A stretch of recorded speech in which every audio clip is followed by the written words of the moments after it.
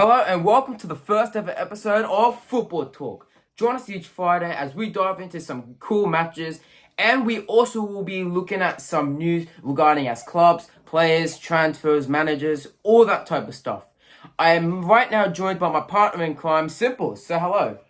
Good morning, good afternoon, and good evening, wherever you may be around the world. Welcome to the first episode, and stay tuned as we start the show.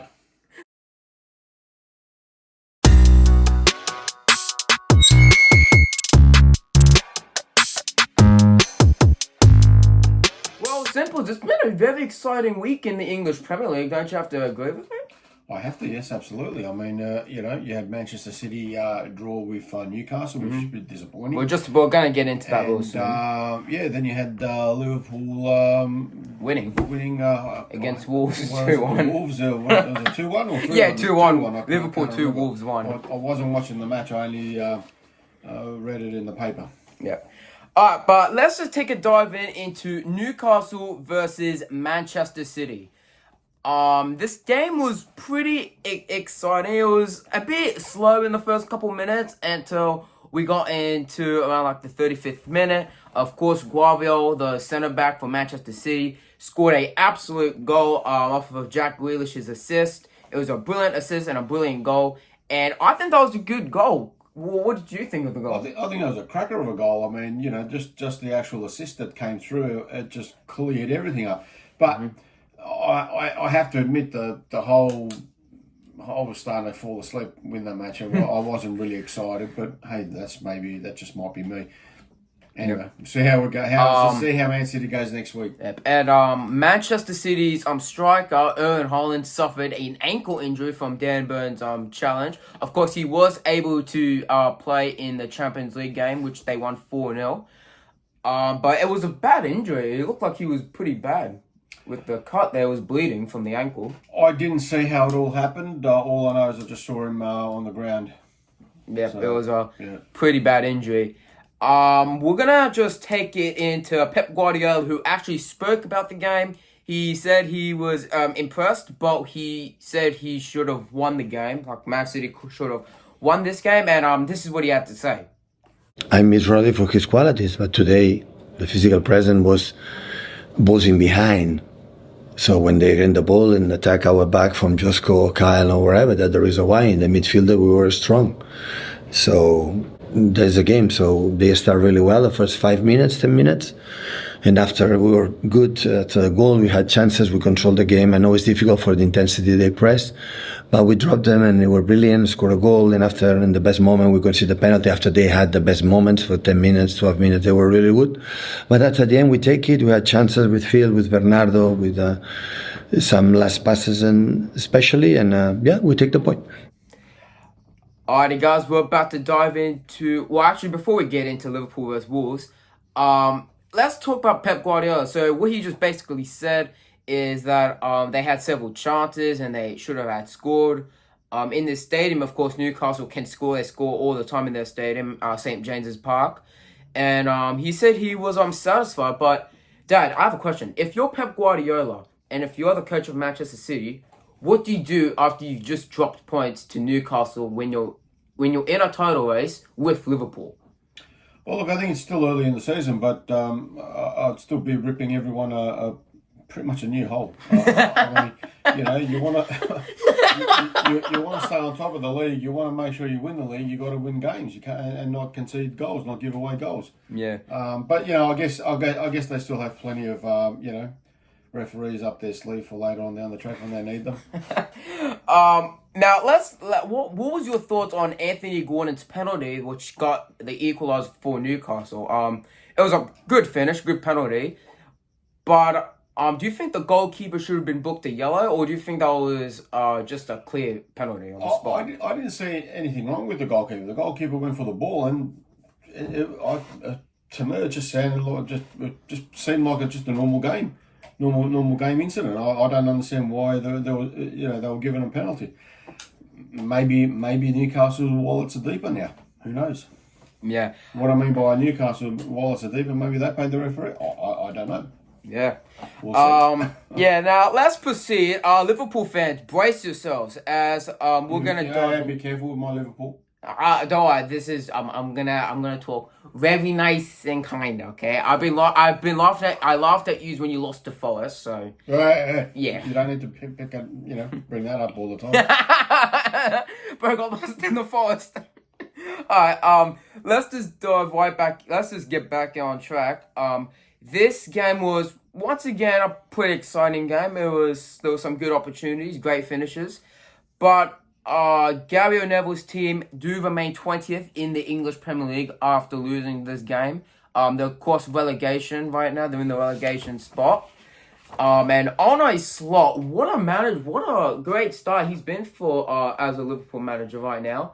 8 games in for the season. He's only lost 1 game and he's only conceded 2 goals in the Premier League. So that's gotta be, if he continues like that, if he doesn't concede many goals, that could be a record broken. Could be, but we'll see. I'm not keen on the guy. I don't know him. I know he's a successful coach, but he's my beloved Liverpool. I want to make sure that he does do well. Yep. And of course, just like Pep Guardiola, Arne Slot did speak about the game. He says Liverpool did struggle during this game, but was still managed to find a way to win. Let's go to Arne Slot. Let's see what he had to say. May not say a lot, but anyway, let's go to him. For the short term, it definitely is, but for the long term, you also have to look at the performance. And I don't think we started off well, but we have to give credits to Wolves and to Gary O'Neill when I say this, because I think they had a real good game plan, had a week to prepare, and he did really well because we had some problems in the first 15 to 20 minutes. Afterwards, I think we took control over the game, and it wasn't that strange the moment when we scored the 1-0 that we scored the goal, because just before we had a big chance with Dominic Szoboszlai as well. Well, that was some interesting things Arne Slot said. Now, if once again, if you are Arne Slot and you're now top of the league, what's the best thing to do to stay on top? Well, I think he's got to go back to basics, and I think he's just got to keep on winning games. I mean, winning games and not conceding goals. That's basically what it boils down to. I mean, we don't want to see the repeat of Liverpool last year. The lead, on the top. You'd be on top of the ladder for so long, and then just fall for the whole EPL, and then in the last 3, 4, 5, however many drop games, points, start losing games, and we'd drop down to what, 4th, whatever it was. So they've just got to go back to basics. They've got to be hungry, and hopefully Arne Slot will deliver on another EPL. Well, if he can try and reach that. And of course, if Liverpool do win the Premier League, they are leveled on title totals with Manchester United, 20 apiece. Manchester United, I know where it's easier to now just right now, you guys, I did have a laugh at them after losing to Tottenham. But look, out of that, the game was pretty decent. So it was a good game. And it was a good game. I think Mo had a good run. Oh yeah, it was a good penalty Mo Salah took to score that winner. It's still a win, but hopefully they won't concede too many goals through the season. Yep. Let's also head now to Wolves manager Gary O'Neill. Of course, I'm just gonna say a few things, but he did say that his team got 2 over ahead of themselves after scoring the equaliser in the 51st minute of the game. This is what he had to say. Yeah, we the lads performed excellently, didn't they? I think they gave everything. We lost control and went off script for a minute. Got carried away after we scored and go chasing things that we shouldn't. Opened the game up on one of very few occasions that we did, and as it's going for us at the minute, we got badly punished for that lapse. And then, of course, there are some other things that we don't do perfectly. Bit too patient in build-up at the end when we're chasing the game. Not patient enough around the box where we're trying to thread it through, sort of 7 red shirts instead of going wide and giving Carlos his 1v1s and getting balls in the box. So some other bits in the game, but in terms of a team going sort of toe-to-toe with one of the biggest clubs in the country and giving them a real run and being us and showing what we are. I was proud of what the players gave. I think they deserve huge credit for their efforts. they deserve to be on more than 1 point for 6 games, but that is the nature of the Premier League. So although we don't take points from our efforts so far, they deserve a lot of credit, as you saw from the reaction from the fans at the end, which is not a normal reaction to a team that's 1 point from 6. Well, Gary O'Neill. Sorry about I said the wrong person, but Gary O'Neill's team right now is sitting 20th, and he needs to try and find a way to get his team out of that relegation and try and finish either mid-table or even further. So, what's the basic goal for him right now? Because he's in relegation, so. You want to beat Liverpool. You got to pick your game up. You can't just go, they just played good enough. That's it. I mean, I don't understand why coaches or leaders just go, oh yeah, that was good enough. Yeah. Well, I'm gonna take a game for example. Everton versus Bournemouth. At halftime, Everton were leading 2-0, and then Bournemouth made a 3-goal comeback and won the game because Everton got too ahead of themselves. They thought, oh yeah, we've have this in the bag. We're 2-0 up. But the minute Bournemouth scored 3 goals during that second half, it was already done for them because they knew that they got too ahead of themselves. That's it. And that's what loses games. If you're not up there strong enough to maintain your momentum, to maintain your game plan, if you can't adapt to a different game plan when when the opposing team changes, well, you guess what? You're going to lose, and you deserve to lose. So. Yeah. And of course, if your team is also top of the league, you have to be perfect because Manchester City, they lose one game and then they just go on some crazy winning streak of theirs in the Prem. And if they're perfect, you have to be perfect because there's no point. It's not worth dropping points when it comes to being in a title race with Man City. No, that's right. That's it. Yeah. Well, we're gonna get into something before we wrap up this podcast. We're gonna get into some breaking news. Should we go see our young lad in the studio? Oh, I think it's time to go to the studio. Yep, let's go to the studio, guys.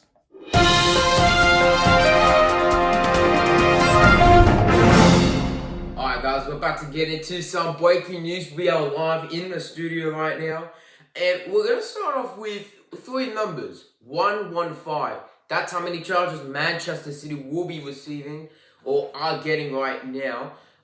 It says here the Man City would be settling to taking a penalty, according to the former Premier League chairman, who is ongoing hearing this the alleged breaches of Manchester City and the Premier League's financial fair play rules.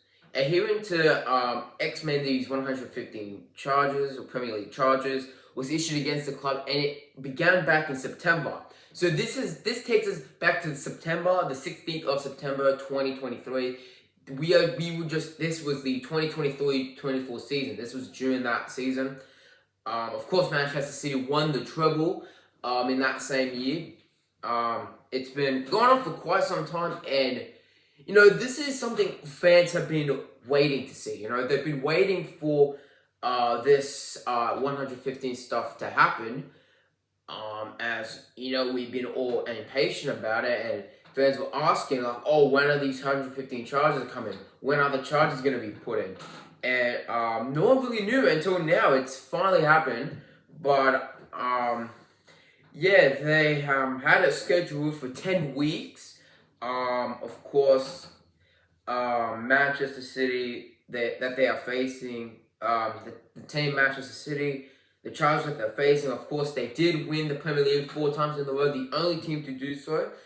This actually dates back following the 2009-2010 season.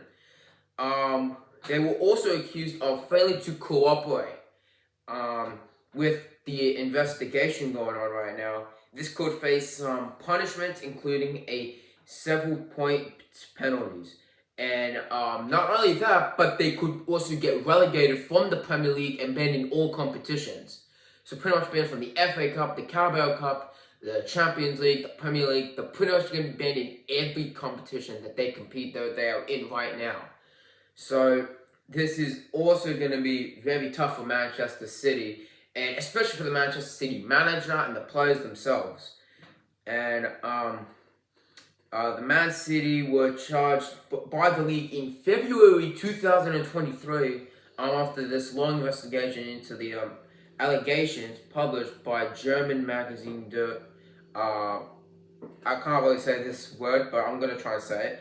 Spiegel in autumn 2018.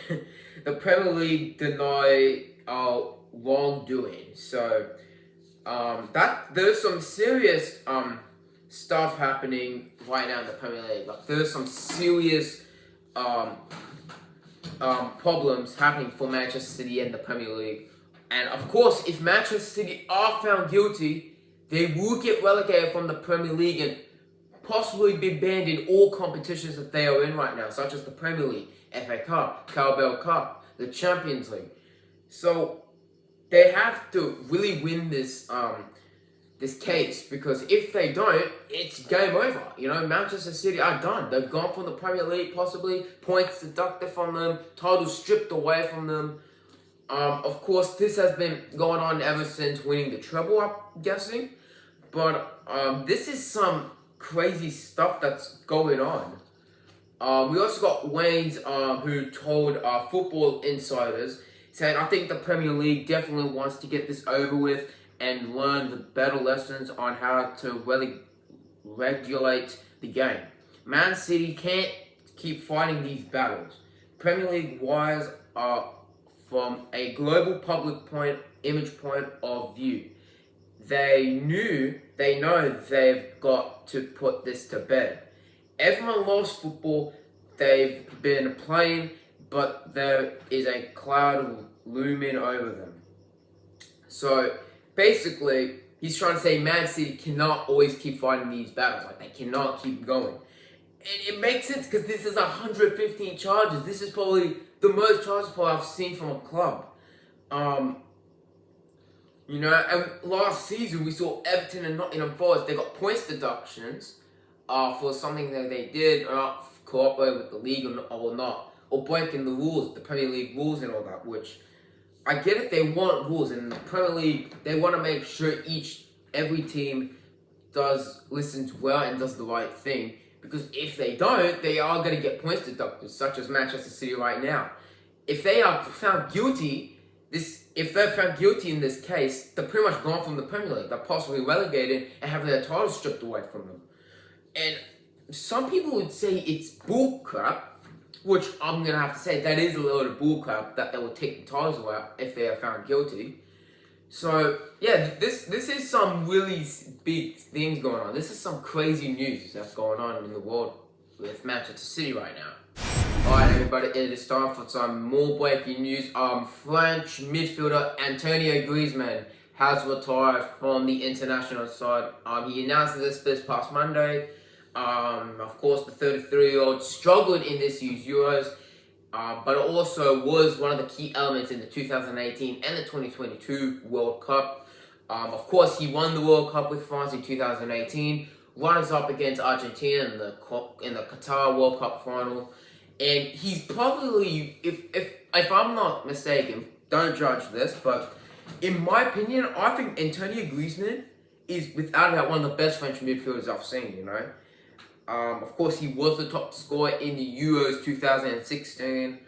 Of course, he scored 44 goals for the international side, and was a very good midfielder, won 137 caps, and you know, he's played a French record from the number of 84 consecutive matches.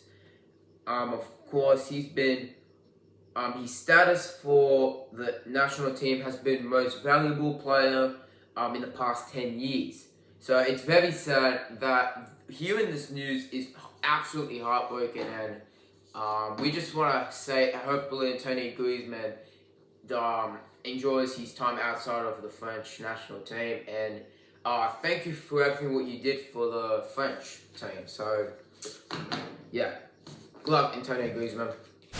Well, we spoke about Manchester City getting the 115 charges, but it's now time we move on to the red side of Manchester United. The Erik Ten Hag stuff that's going on right now with Manchester United. There's lots of things going on with Manchester United, such as getting the manager sacked. Of course, the manager, Erik ten Hag, he's out of excuses, though he is trying to somehow manage to keep his job as a manager and try and bring some success into Old Trafford.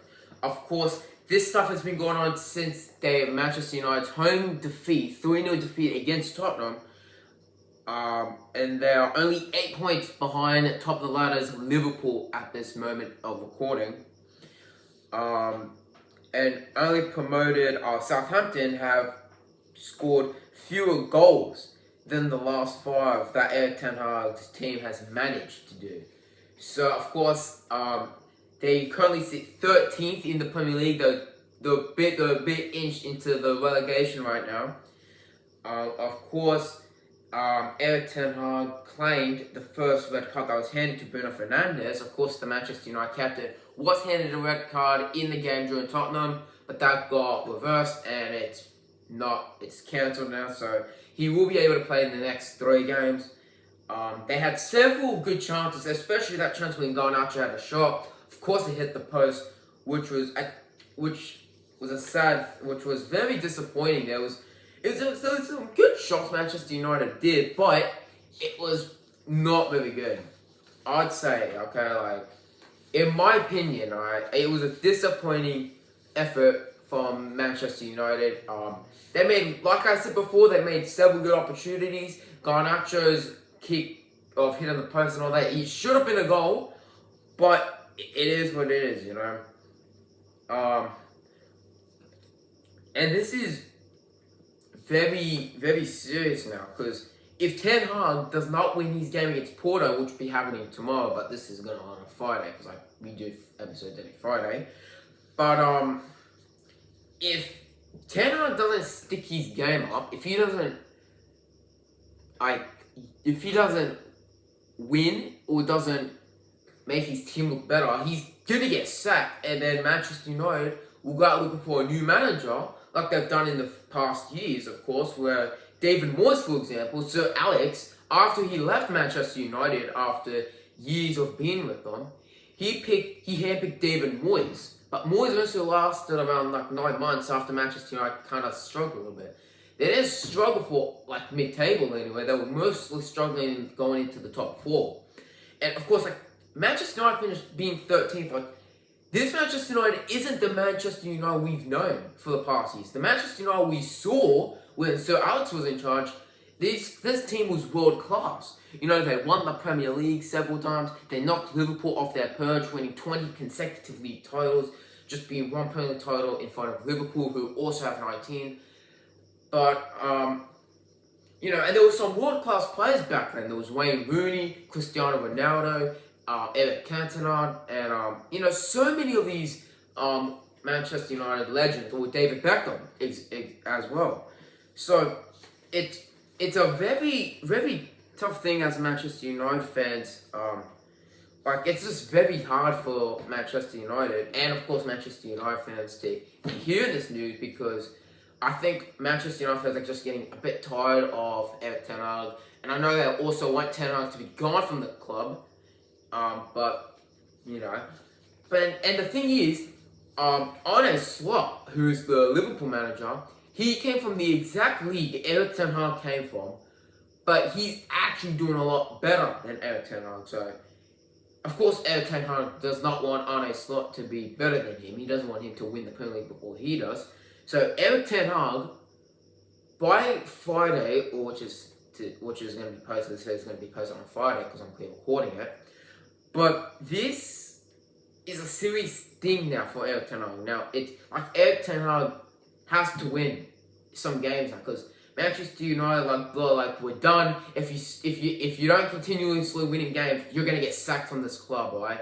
We've given you so many chances, but this is the last opportunity. If you mess up once, you're done. You're gone from the club, alright? You're getting sacked first thing, you know? First thing, straight out the gate. You are sacked, you know? So, yeah, some crazy interesting news, guys. But we're gonna wrap up this podcast. Let's go back to striker and simples. Well, that was a pretty successful episode. We've completed episode 1. How was your thoughts on this episode? Well, I think it was okay. Yep. You know, for starters, as a starting, as the first episode, as we're beginners in the whole YouTube world and the football commentary, well, we still have a long way to go. So, please subscribe to us. Yep. More episodes will be coming next Friday as well. Stay tuned for episode 2. Tick the icon, the bell Tick icon. the bell and Like it or don't like it. Put your comments down. Make sure they're respectable. We'd love to hear your critiques. And don't worry, guys. This is not going to be the same at all for a while. We're just going to be using we're not really full professionals yet. But as we proceed to like seasons and after year, we'll start getting upgrading and have better quality and better microphones. Absolutely. Yeah. All right. All See you on the right. next Thank one. you everyone for watching Football Talk. We'll see you on episode 2. See you later, everyone. Take care.